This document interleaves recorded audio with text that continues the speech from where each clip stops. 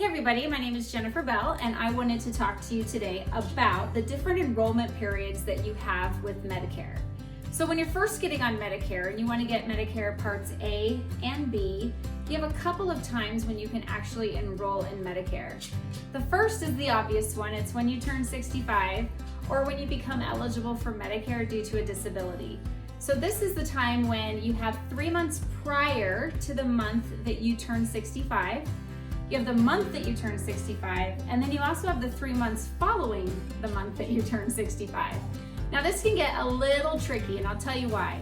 Because they tell you you have this window of time to enroll in Medicare, but if you don't do it early, so the 3 months before, if you wait till the month of your 65th birthday, or you do it in one of the 3 months following your 65th birthday, they will actually delay the start of Medicare Part B. And Part B is what will give you your coverage with your doctors, outpatient surgery, if you ever need durable medical equipment like wheelchairs, walkers, oxygen, that kind of thing is all going to be covered under Part B, so it's pretty critical. Part A can start at any time, and in fact, they can actually backdate Part A. So if you were to delay getting enrolled into Medicare till maybe the 3rd month after you were eligible for Medicare, you can always have it backdated till the 1st of the month of your birthday. So hopefully that makes sense. It gets a little confusing, but basically what you want to know from that is if you're going to go on Medicare right when you turn 65, you want to go ahead and do your enrollment application the 3 months prior to your 65th birthday. So hopefully that makes sense. Now, there's a couple of other times when you could enroll in Medicare if you wait past the time you turn 65. So that could be if you or your spouse are working and have an employer group health plan from that job. So you have to be actively working in order to have it qualify as what they call credible coverage. If you're having coverage through a retirement plan or COBRA, it's not considered credible coverage. And so you want to make sure that you enroll right when you come off of your active employment employer group health plan to avoid any penalty. These are called special election periods, and that just means that you have this special opportunity to enroll in Medicare because you just came off of credible coverage from an employer group health plan. Now, technically, you have 8 months after you come off of that plan to enroll in Medicare. I generally recommend that you do it right away though, so you don't have a lapse in coverage, but you do have an 8-month window. Now, that's for Part A and B, and the part where it gets a little tricky is you actually have to enroll in a prescription drug plan within 2 months. So it doesn't match up. If you already have Part A, when you turn 65, if you grabbed it for free, when you come off that employer health plan, you can get a prescription drug plan with just Part A. But if you have neither, then you kind of need to jump on the ball and get it going quickly so that you don't get penalized for not having a prescription drug plan. So that's kind of an interesting little ball of wax. But basically, when you come off that employer group health plan, you're going to need a few things. You're going to need a Form L564. And this is a form that can be downloaded on the internet from the CMS website.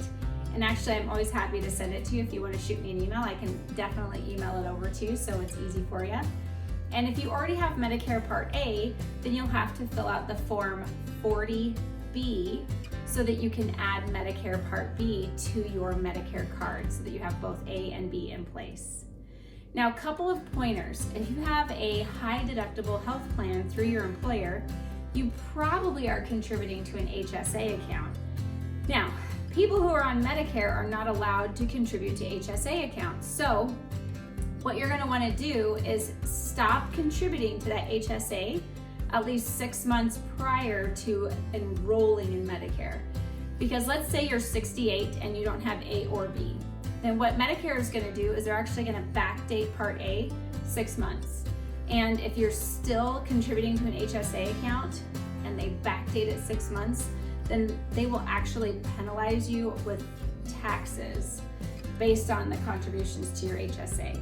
I have yet to be able to find an actual locked and solid in stone percentage on how much they penalize you, but I just know the penalty's there. So I apologize for not having the exact number, but it's something that probably Social Security might be able to answer for you, maybe. But yeah, so I wanted to make sure that you understood that part of it. You can enroll in Part A at any time.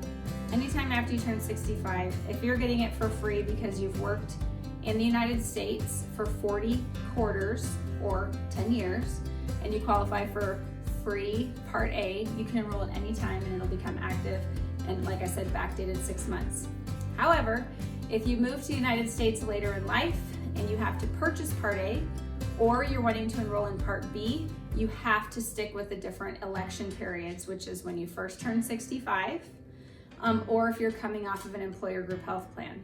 Now, if neither of those apply, then what you can also do is enroll during the annual open enrollment period, which falls in the first quarter of the year. So January 1st to March 31st every year is the Medicare open enrollment period.